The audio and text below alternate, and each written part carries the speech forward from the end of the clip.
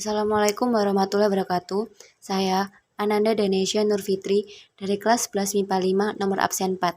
Di sini saya akan menyampaikan hasil pengamatan dari praktikum garam sukar larut. Di praktikum ini saya memiliki 4 data percobaan. Yang pertama ada reaksi antar larutan AgNO3 dan NaCl yang hasilnya terdapat endapan yang terbentuk. Yang kedua ada reaksi antar larutan Na2SO4 ditambah K2CrO4 yang hasilnya tidak ada endapan yang terbentuk. Selanjutnya, untuk percobaan yang ketiga, reaksi antar larutan AgNO3 ditambah K2CrO4 yang memberikan hasil adanya endapan terbentuk. Dan yang terakhir, percobaan keempat, ada reaksi antar larutan BaCl2 dan K2CrO4 yang juga memberikan hasil adanya endapan yang terbentuk.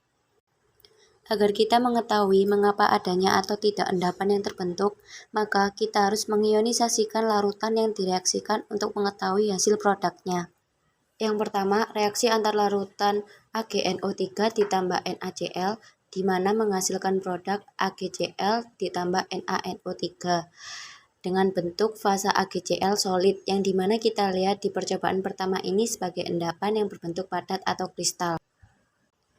Di percobaan kedua, antar larutan Na2SO4 ditambah K2CrO4, di mana reaksinya menghasilkan produk Na2CrO4 ditambah K2SO4.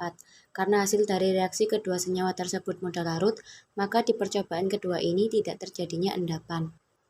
Selanjutnya, untuk percobaan yang ketiga, reaksi antar larutan AgNO3 ditambah K2CrO4 yang menghasilkan produk Ag2CrO4 ditambah 2KNO3 karena fasa dari senyawa Ag2CrO4 berbentuk solid, di mana artinya senyawa tersebut sukar larut, maka di percobaan ketiga ini terbentuk endapan.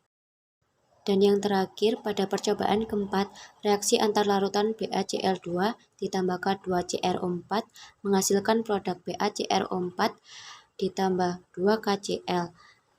Karena fasa dari BaCrO4 berbentuk solid, juga di mana senyawa tersebut termasuk sukar larut, maka di percobaan keempat ini juga terjadi endapan.